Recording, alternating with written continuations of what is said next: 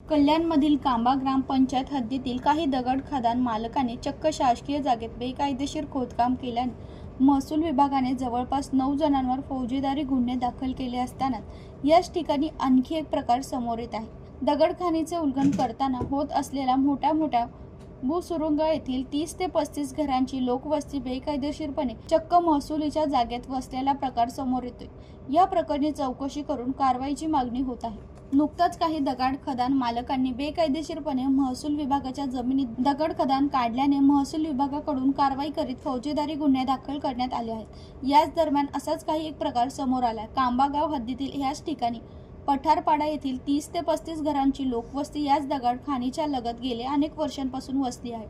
मात्र येथील लोकवस्तीच्या बाजूला असलेले दगड खाणीचे होणाऱ्या भूसुरुंगाच्या मोठ्या स्फोटामुळे येथील संपूर्ण वस्ती बेकायदेशीरपणे अनधिकृतरित्या महसूल विभागाच्या जागेत सर्वे नंबर 55/1 मध्ये स्थलांतरित झाली आहे।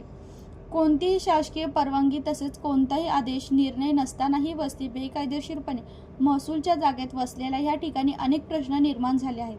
काही दगड खदान मालकांच्या स्वतःच्या आर्थिक फायद्यासाठी या ठिकाणी असलेले लोकवस्ती अनधिकृतपणे महसूलच्या जागेत स्थलांतरित केल्याने चौकशी करून कारवाईची मागणी होते। सदरची लोकवस्ती बेकायदेशीर महसुलीच्या जागेत स्थलांतरित कशी झाली, कोणी केली, यामागे कोणाचा स्वार्थ अथवा फायदा आहे, या सर्व प्रकारची चौकशी करून कारवाईची मागणी होत आहे। जीवन शिंदे, जनशक्ती, मुरबाड।